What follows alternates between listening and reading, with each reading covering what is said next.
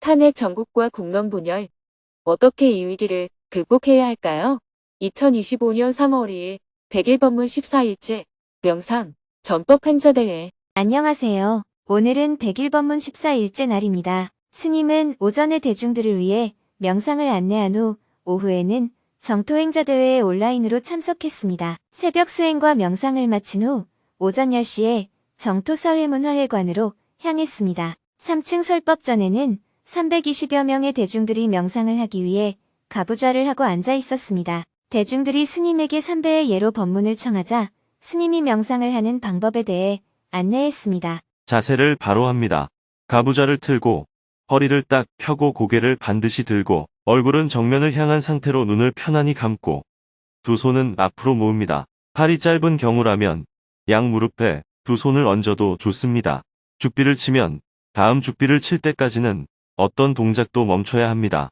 몸이 가려우면 가려운 줄 알고, 통증이 있으면 통증이 있는 줄 알고, 더우면 더운 줄 알고, 불편하면 불편한 줄 알 뿐입니다. 이런 감각이 있구나 하고 알 뿐이지 그것을 없애기 위해서 움직이거나 다리를 펴거나 억지로 참지 않습니다. 다만 알아차립니다. 들숨과 날숨을 알아차립니다. 이렇게 자세를 바로 한 후에 몸과 마음을 편안히 합니다. 그리고 콧구멍 끝에 관심을 두고 들숨과 날숨을 알아차립니다. 숨이 들어올 때 들어오는 줄 알고 숨이 나갈 때 나가는 줄 압니다. 의도해서 호흡하는 것이 아니라 자연스럽게 일어나는 호흡을 그냥 알아차립니다. 스님의 안내가 끝나자 죽비 소리와 함께 명상을 시작했습니다. 30분간 명상을 한 후 다시 죽비 소리가 울렸습니다. 천천히 다리를 펴니다. 그리고 자리에서 조용히 일어나 바닥에 표시된 곳을 따라서 오른쪽으로 천천히 걷습니다. 일어날 때는 일어나는 줄을 알고 걸을 때는 걷는 줄을 압니다. 몸의 동작과 자세를 알아차립니다. 10분간 포행을 했습니다. 포행을 할 때는 자세와 동작을 알아차리는 것에 집중했습니다. 중간중간에 스님이 자세하게 안내를 해주었습니다. 스님의 안내에 따라 다시 자리에 앉아 명상을 했습니다. 숨이 들어오면 들어오는 줄 알고 나가면 나가는 줄 압니다. 숨이 가쁘면 가쁜 줄 알고 부드러우면 부드러운 줄 압니다. 숨이 길게 들어오면 길게 들어오는 줄 알고 짧게 들어오면 짧게 들어오는 줄 압니다. 밖에서 어떤 소리가 나든 몸에서 어떤 감각이 일어나든 머리에서 어떤 생각이 일어나든 거기에 관심을 두지 않습니다. 오직 콧구멍 끝에만 관심을 두고 들숨과 날숨을 알아차립니다. 잘하려고 애쓰지도 말고 된다고 좋아하지도 말고 안 된다고 실망하거나 포기하지도 말고 다만 호흡을 알아차립니다. 편안한 가운데 긴장하지 않습니다. 놓치면 다시 합니다. 다시 30분간 명상을 했습니다. 오늘은 30분간 3번 명상을 한 후 마쳤습니다. 대중들은 모둠별로 마음 나누기를 하였고 스님은 3층 설법전을 나와 정토회관 방송실로 향했습니다. 점심 식사를 하고 오후 2시부터는 전법행자대회에 온라인으로 참석했습니다. 모든 전법회원들이 온라인 공간에 모여서 정토회 전체 사업을 공유하고 제안하는 자리입니다. 2차 만일결사를 시작하고 나서 5번째로 열리는 전법행자대회입니다. 국내외에서 2100여 명의 전법회원들이 화상회의 방에 모두 입장한 가운데 전법행자대회를 시작했습니다. 대중이 3배의 예로 스님에게 법을 청하자 스님이 입제 법문을 해주었습니다. 스님은 탄핵 전국과 국론 분열 속에서 어떤 자세로 이 위기를 극복해 나가야 하는지 강조했습니다. 탄핵 전국과 국론 분열. 어떻게 이 위기를 극복해야 할까요? 현재 한국은 정치적 혼란 속에 불안정한 상태에 놓여 있습니다. 대통령이 비상계엄을 선포하고 국회에서 계엄령 해제 결의안을 통과시킨 이후 탄핵 소추안이 통과되어 지금은 헌법재판소의 심의가 진행 중에 있습니다. 탄핵 심판 선고를 앞두고 찬반에 대한 논란이 거세지면서 국론이 완전히 분열된 상태에 이르렀습니다. 또한 미국의 트럼프 대통령이 당선되면서 지금까지 우리가 알던 국제질서에 변화가 생겨 전 세계가 혼란에 빠졌습니다. 미국과 우크라이나의 정상회담은 공개된 장소에서 설전을 벌이다 결국 결렬되었습니다. 보통의 정상회담에서는 일어날 수 없는 일입니다. 앞으로 이렇게 국제질서의 혼란스러운 모습이 자주 일어날 것으로 예상됩니다. 불안 요인이 산재되어 있는 대한민국. 이처럼 지금 대한민국은 국론 분열, 경제 위기, 세계 질서의 재편 등 여러 불안 요인이 산재되어 있습니다. 그럼에도 현 상황이 작년보다는 나아진 측면도 있습니다. 왜냐하면 작년에는 전쟁이 일어날 위험이 그 어느 때보다 높았기 때문입니다. 만약 전쟁이 일어난다면 그 피해는 우리의 상상을 초월할 것입니다. 역설적이지만 우리에게 가장 혼란을 가중시킨 사람들에 의해서 전쟁의 위험이 좀 완화되었습니다. 윤석열 대통령이 비상계엄을 선포하고 미국 트럼프 대통령이 당선되면서 전쟁의 위험이 오히려 완화되는 효과를 본 것입니다. 이것은 지난 몇 년간 전쟁 위기로 치닫던 긴장이 어디서부터 비롯된 것인지를 짐작해 볼 수 있는 결과입니다. 전쟁을 막기 위해 정토회에서는 6.13 만인 대법회를 치르느라 많은 힘이 들었습니다. 만약 전쟁의 위험이 더 고조되었다면 정토회는 지금쯤 모든 사업을 중단하고 전쟁을 막기 위한 활동에 온 힘을 기울여야 했을 겁니다. 그러나 어쨌든 전쟁의 위험이 완화가 되었으니 다행스러운 일입니다.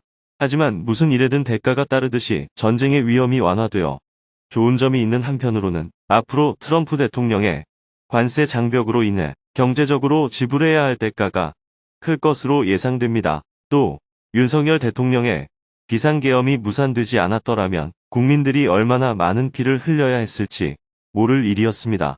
계엄이 무산되어서 천만다행이지만 한편으로는 탄핵 국면과 그로 인한 국론 분열, 새로운 대통령 선거로 인해 혼란이 계속 이어지는 것입니다. 이렇게 혼란스러운 면을 부각해서 보면 부정적인 일 같지만 항상 이런 혼란을 감수할 만한 또 다른 긍정적인 일이 있습니다.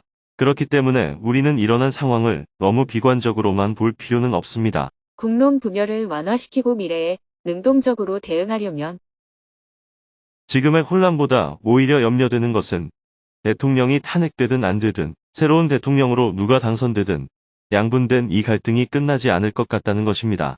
어떤 결과가 나오든 갈등이 계속될 수밖에 없는 상황입니다. 제가 100일 법문 기간에 한국에 있다 보니 우리나라의 정세를 어떻게 지혜롭게 풀어나갈 수 있을지 걱정하는 소리가 많이 들려옵니다.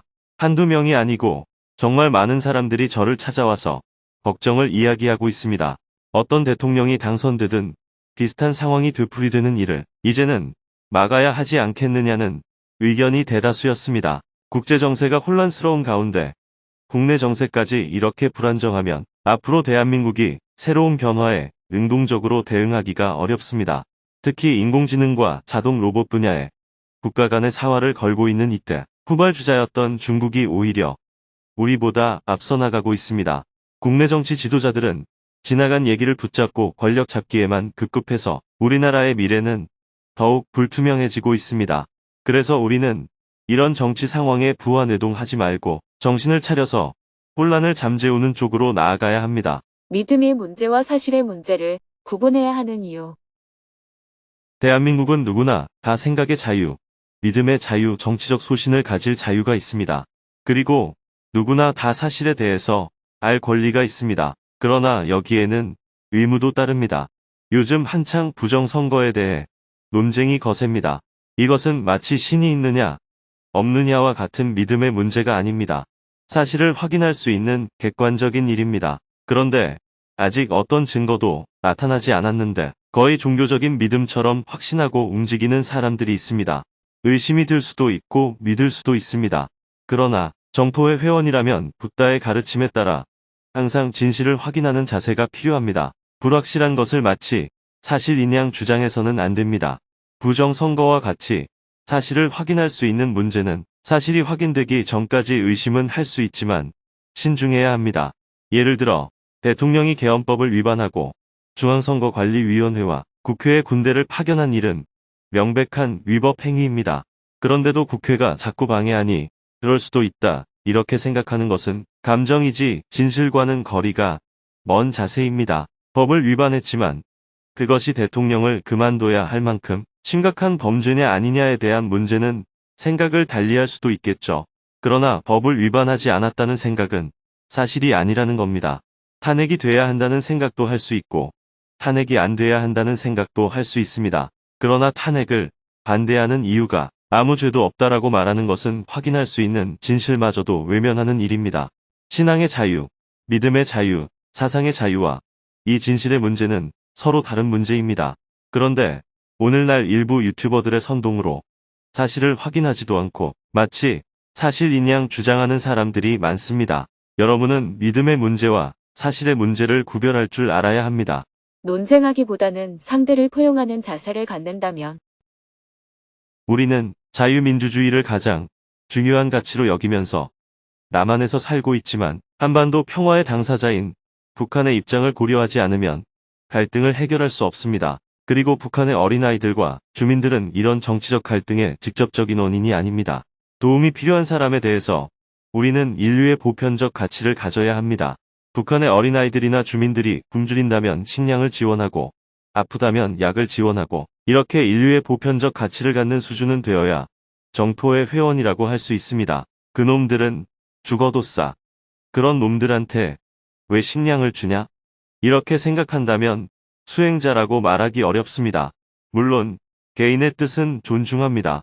그러나 부처님의 가르침은 중도이고 연기이고 대자대비라는 관점에서 볼 때 이런 생각은 중도라기보다는 극단에 속하고 연기라기보다는 개별적 존재의 대립이라고 볼 수 있습니다. 그래서 여러분들은 이런 정치적 상황에 대해 논쟁하기보다는 나와 다른 상대를 포용하는 자세를 가져야 합니다.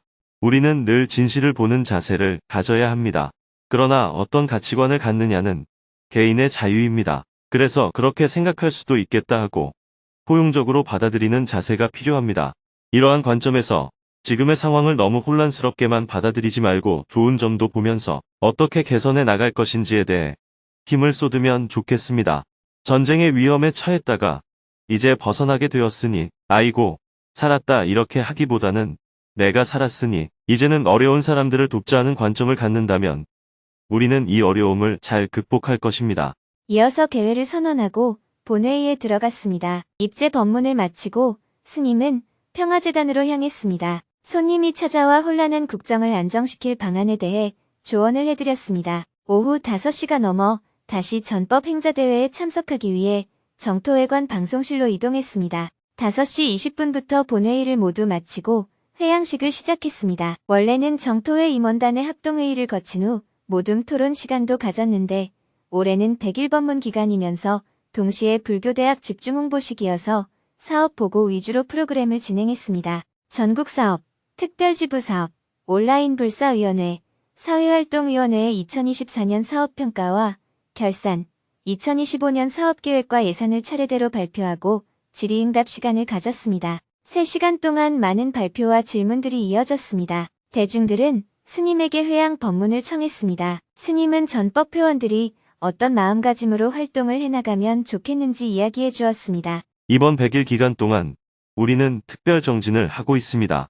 우리 사회가 좀 더 안정되기를 바라고 한반도의 평화를 위해 우리가 마음을 모아 보기로 했습니다.